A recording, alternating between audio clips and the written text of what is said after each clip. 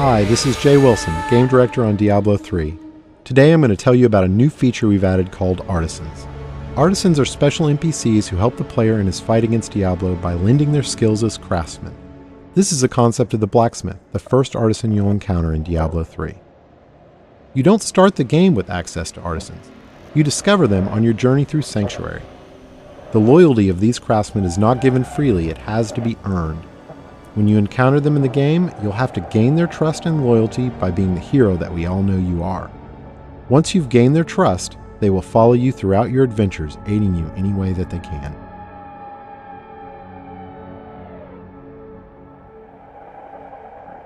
We knew we wanted to add a crafting system to Diablo 3, but we felt that the idea that the player would have a side job on top of the immediate pressure of saving the world didn't really fit the tone of a Diablo game.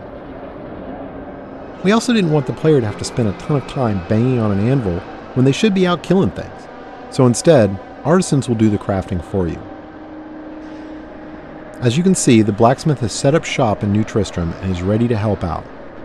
Artisans can act as a normal vendor, selling a variety of useful items and purchasing anything you don't want to keep in your bag. All artisans can also craft certain items, depending on the type of artisan. The blacksmith mostly focuses on weapons and some types of armor. On top of that, all artisans have special abilities unique to them. The blacksmith can repair items, but most importantly, he can add gem sockets to some item types that do not already have sockets, regardless of the quality of the item. In addition, all artisans have training options so you can upgrade them, and talk options for that all-important gossip about what's happening in the world of Sanctuary. Let's talk about crafting first. Crafted items are meant to be an alternate way for the player to acquire items. Artisans learn recipes for items as they level up, but some of the best recipes are found in the game world as drops off of monsters. Once an artisan has learned a recipe, he can craft it as long as you provide the materials and some gold to cover his expenses. In keeping with Diablo tradition, we didn't want a crafting system that produced completely predictable items, so most items your artisan creates will have a series of set and random properties. Here we see a few items that have some set, but mostly random properties. These could be good for any class depending on what properties they produce.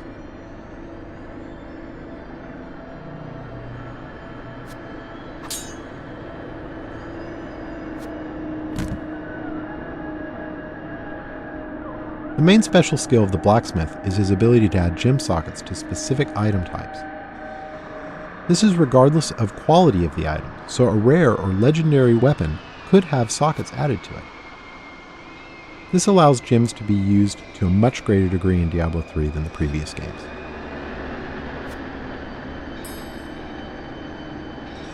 To craft items, you need materials. Materials are acquired primarily through salvaging. You can use a special artifact you acquire that allows you to break items down into materials that can be reused in the crafting process. This has a couple of advantages. Less trips to the vendor to sell items because you can easily break them down while you're adventuring. And any items you don't need, you can recycle in the hopes that they can be turned into something better. Artisans can be improved over time. The artisan does this by using crafting materials you provide him to train and practice. As you can see, once you've acquired the right materials, the upgrade process is quick. The goal here is to put the time investment into acquiring the materials you need through fighting monsters, not have you spend tons of time in town with your vendor. One of the great things about artisans is that they are visualized in the world. As you can see, now that the blacksmith has leveled up, the look of his shop is improved. Here's an example of how much a single artisan can improve throughout the game with this fully upgraded blacksmith. Once you're done dealing with your artisan, you're free to take your newly acquired fat loot and return to monster fighting and rainbow viewing.